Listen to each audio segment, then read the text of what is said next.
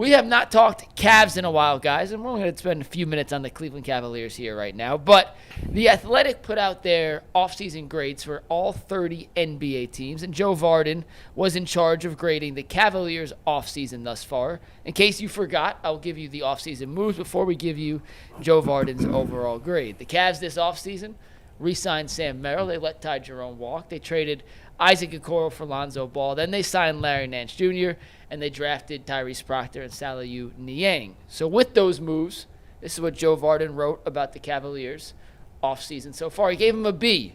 Joe Vardon said an A would have followed some surprise trade that made this team markedly better than the one that finished first in the East, but salary realities, reads Second Apron, made that unlikely. I like the Lonzo Ball acquisition, and I'm glad Isaac Okoro gets a chance in Chicago. I don't mind not paying Ty Jerome way above market value, given his struggles in the playoffs, and the Tyrese Proctor out of Duke pick made sense to me with the 49th overall selection. Otherwise, the Cavs simply weren't in a position to make a splashy trade.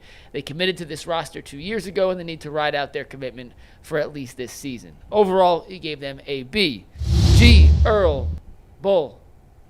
Would it be fair for what the Cavs have done this offseason? Yeah, I guess so. You know, I was so down on the Cavs, as we all were when the season ended and the way it ended. And you talked about we're an emotional group, the three of us especially, and that's true. And I was so emotional after the season. I was like, screw the Cavs, and screw this guy, and screw that guy.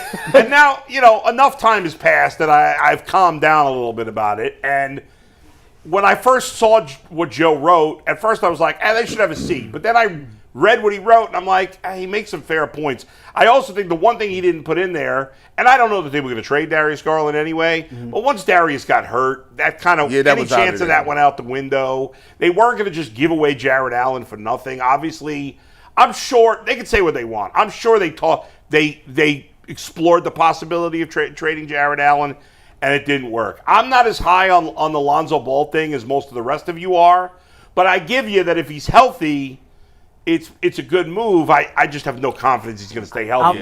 But I think Larry Nance under the radar is a good move. It seems like they got good draft picks for where they had. I mean, you know, you're taking players in the second round. So I get what he's saying. And it was the salary cap situation is what it is.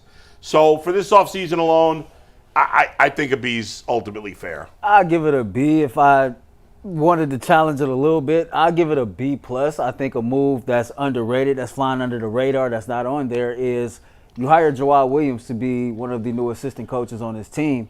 And when I talked to Cameron Justice about a month ago, she talked about, you know, we've talked about this Cleveland Cavaliers team needs an element of toughness. We've said that. This team is not tough enough. And one of the things that Jawad had talked to Kenny about when he took the job was adding elements of practice that would make practice tougher, that would make practice, you know, more physical and have players more ready for that long haul.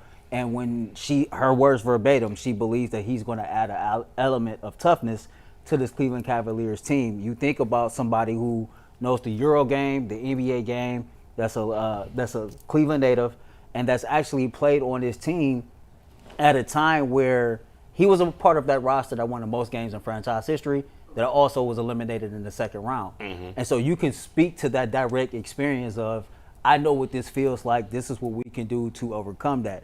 So you add him to a coaching staff, another guy that's a buffer between Kenny and his players, along with the moves that was made this offseason. I'm one of the people that's very optimistic about Lonzo Ball if he's healthy. I think when you get Nance back, that's your stretch that can play off of either big. And then get him back. Just got him back on the team. Yeah. I thought you were saying he was hurt. You get him back here on this roster, and he can play off of either big. And then I like the young rookies that they drafted, especially the kid out of Duke, because he has that collegiate experience to where the way that the NBA, CBA is structured, you need a guy who can step in and be able to contribute off that bench within 1 or 2 seasons.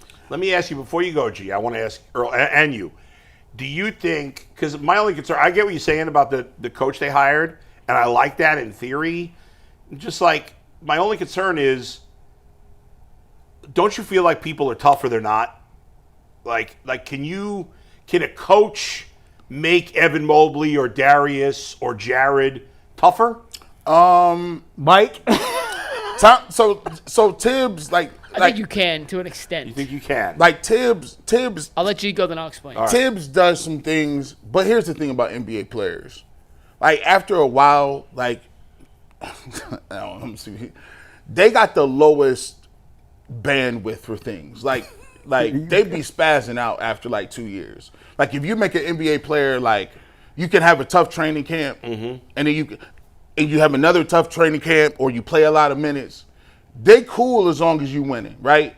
But if you don't get to the tippy top mountain and win it in them 2 years, they like, nah, I can't keep doing this because that's why everybody can't play for the Miami Heat. They be having body weight rules. You can't do this. They got crazy rules as far as how much body fat you can have and all this good stuff. But like in terms of like whether you can make somebody stronger or more physical, it's either in you or not. You could bring some of those aspects out. Like you could put Jared Allen through grueling workouts where he just got to go bang down low with like goons and be like, listen, this is what it's going to be, Jared. Like we need this level of execution. But I don't think that you could just give somebody this thing where they like contact or they like physicality. I just don't. I think you can accentuate it, but I don't think you could just give nobody no heart. We need to you know how, has everybody seen The Waterboy? Yes. Great movie. Right? Like, you know how what's his name? The guy who plays coach, Henry Winkler, was like, you got to visualize an attack. And he visualized all these people that were mean to him. That's what some of the players on the Cavs got to do. They got to visualize an attack. Yeah. If only that worked just as easily in real life as it did in The Waterboy. I've talked to some people about that. Yes. Can you make someone who's not tough? Yeah. I don't think it's possible to make someone who is inherently not tough. Right. But you can pull out more toughness than what they get. You can make someone who doesn't know they're tough into a tougher player. You can make someone who's objectively soft slightly tougher. So you can make a 0 a 3, but you can't make them a 10, is what you're saying. Yes. And I think and All right. one coach Better told than a me 0. that there are tough guys that don't know they're tough. Now, it's usually younger.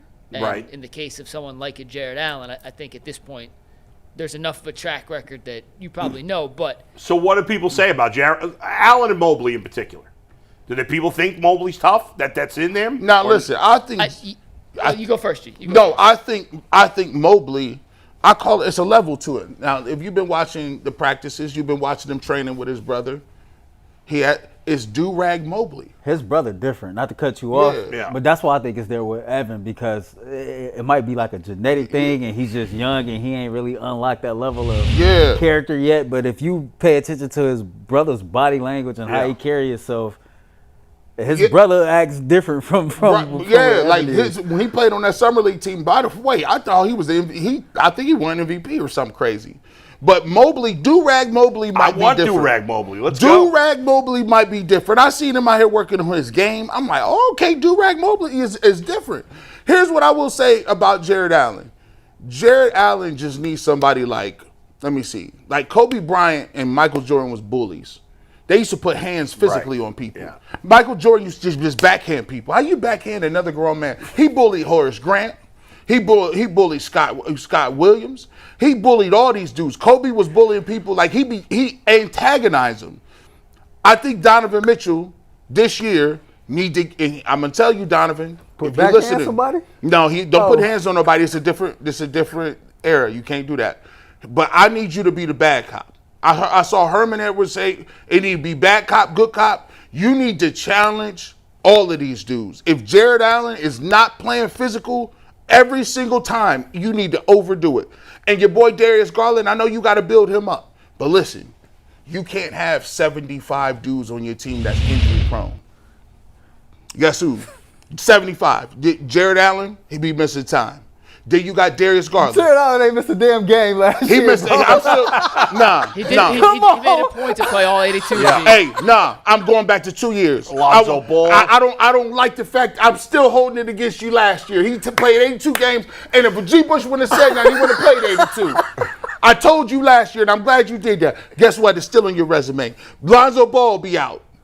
Larry Nance Jr. be missing time a lot. Don't he, Big Nuggets? What the numbers looking like? Yeah, no, he's missed a lot of time the last couple. I need Donovan Mitchell to be the bad cop. Nah, get up out the locker room. Hey, DeAndre Hunter. And by the way, you need to get DeAndre Hunter the game. Stop having him going around being mute. I need him to talk and communicate, and I need him to turn his game up too. We that was our major move, DeAndre Hunter, and he has to start.